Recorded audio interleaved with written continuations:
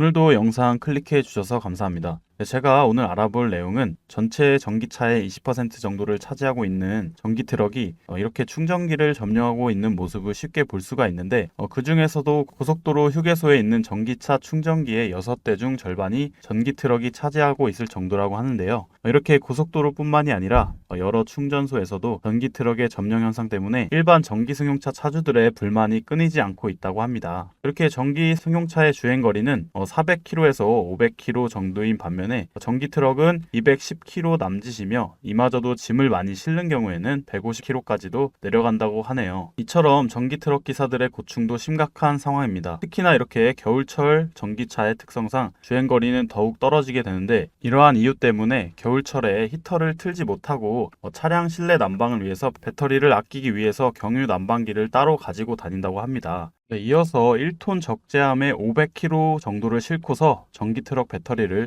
55%가량 충전을 한 뒤에 이렇게 70km가량 고속도로를 달렸는데 이렇게 배터리가 11% 정도 떨어졌습니다. 이렇게 전기 트럭 배터리의 용량이 작은 거는 애초에 단거리 택배로 출시된 이유 때문인데 이러한 상황에서 정부가 2018년부터 전기 트럭을 장거리로 영업을 가능하게 해서 장거리용 용달 사업자들이 단거리용 택배 전기차를 엄청나게 사서 장거리로 쓰게 된 거죠. 그래서 이런 정부의 면허 정책과 충전 시설 인프라의 부족 이런 것들이 복합적으로 충전난의 원인을 만들었다고 볼 수가 있는데 올해 전기차의 판매량이 감소는 했지만 전기 트럭의 판매량은 3만 5천 대를 넘어선 상황이에요. 그래서 지난해보다 20%나 가까이 늘었는데 이런 여러 가지 복합적인 상황들이 충전난을 더욱더 심화시킬 수가 있겠고 전기 트럭의 보급이 늘어날 수 있는 결정적인 또 다른 이유가 전기 트럭의 단종이 이제 코앞까지 다가왔기 때문입니다. 그래서 이러한 문제들 때문에 정부에서는 두 가지 대책을 내놓을 것으로 예고를 했는데 어떤 대책들이 있는지 알아보도록 할게요. 자, 여기서 잠깐 제가 기분 전환을 위해서 우리 시청자분들한테 항상 깜짝 선물 드리고 있죠. 바로 뭐냐? 제가 항상 여러분들께 뭐라고 말씀을 드려요. 여러분들께서 평소에 뉴스만 챙겨보셔도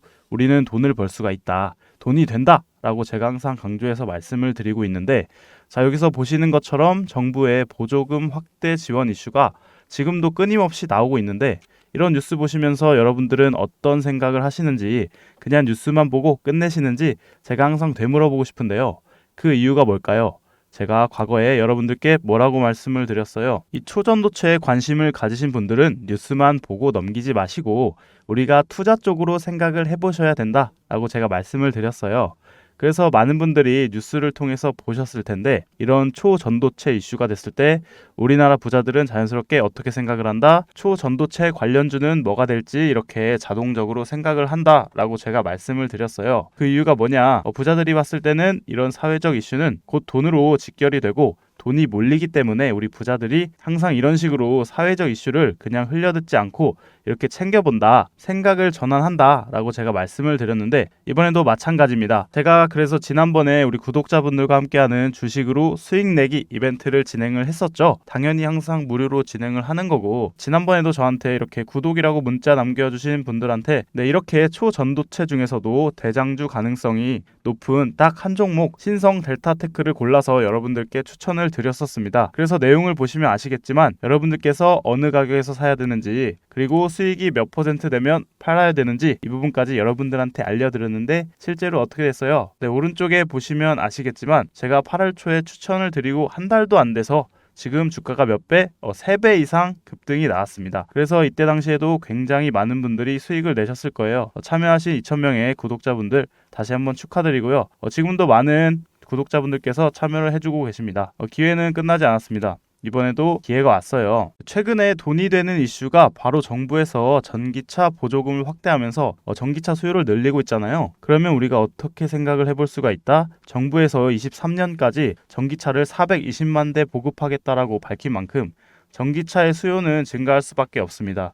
그 중에서도 최근 이야기가 많이 나오고 있는 게 정부에서는 충전 인프라 구축에 속도를 내고 있습니다. 그러면 결국에 전기차 판매량 자체가 늘어날 수밖에 없고 자연스럽게 전기차 관련 사업이 증가를 하고 그 기업들 중에서도 매출을 가장 잘 내고 수혜를 받는 기업들이 있을 수밖에 없겠죠. 그럼 우리가 당연히 이쪽으로 생각을 연결해야 된다는 겁니다. 그래서 이번에도 여러분들께 제가 뭐를 보내드릴 거냐면 위에 번호로 전기 두 글자 이번엔 전기로 문자 두 글자 남겨주시면 제가 전기차 관련 기업, 그 중에서도 전기차 충전 인프라 독점을 하면서 매출이 가장 잘 나오고 대장주 역할을 하면서 주가가 동시에 크게 뛰어오를 한 종목을 여러분들께 알려드리도록 하겠습니다. 그래서 여러분들이 주식으로 수익을 내는 연습을 한번 해보시라 이렇게 말씀을 드리겠고, 혹시라도 내가 주식을 하지 않는다 라고 하시는 분들은 주변에 주식하시는 분들한테 추천을 해주셔도 되겠죠. 그리고 우리의 인생 선배님들, 연세가 있으신 분들 중에서 저는 좀 어려워요 하시는 분들 있죠.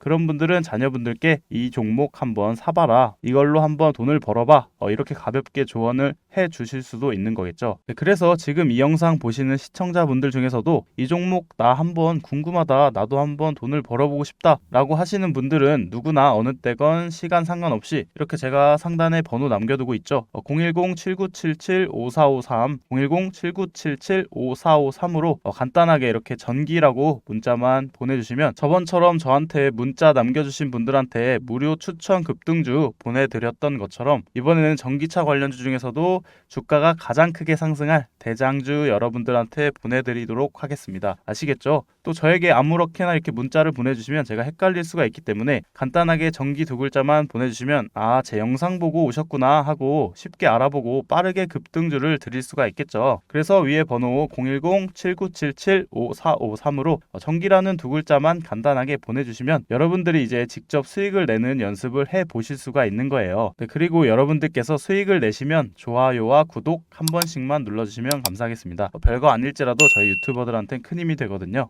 이어서 보면 첫 번째로 다가올 2024년 2월에 현재 가장 많이 팔리고 있는 1톤 트럭의 경유차 생산이 중단이 됩니다. 그러면서 1톤 트럭은 전기차와 이렇게 두 가지 LPG밖에 남지 않게 되죠. 그래서 이렇게 LPG 트럭의 지원금이 축소가 되는 동향이 완전히 끝났다고 해도 기존 화물차 기사들은 여전히 전기 트럭의 주행거리를 부족함을 알기 때문에 LPG 차량으로 눈을 많이 돌리게 될 텐데, 이런 탄소 중립 정책을 비롯해서 30년까지 전기차 보급을 450만 대 목표로 잡은 정부의 특성상 전기차 산업을 밀어주고 있는 충전난을 해소하기 위해서 충전 인프라 구축에 많은 힘을 쏟을 것으로 보이고, 그렇게 해야만 해야겠죠. 이렇게 보조금도 400만원, 200만원, 100만원, 그리고 23년 연말, 작년 연말엔 종료가 된 상황이에요. 이렇게 미래 먹거리 전기차 충전 사업 역량을 키운다라는 슬로건을 내걸고 정부에서도 계속 전기차 충전소 정책을 계속 추진하고 있는 상황입니다. 이어서 두 번째로 값싼 중국산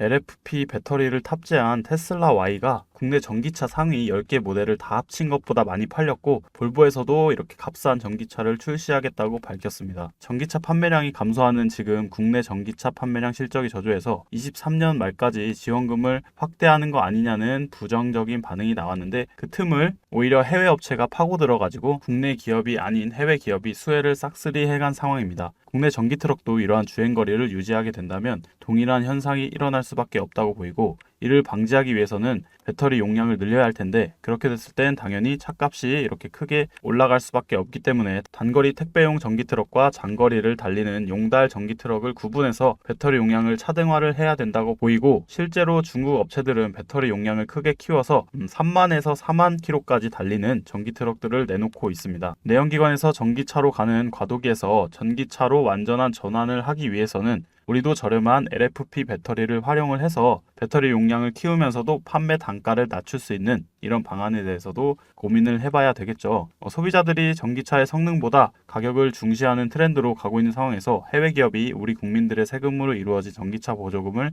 싹쓸이 해가는 상황도 방지해야 될 것으로 보입니다. 여러분들의 생각은 어떤지 궁금합니다. 마지막으로 오늘의 한마디 말씀드리면서 영상 마치도록 하겠습니다. 오늘의 한마디, 정부야 잘 좀 하자.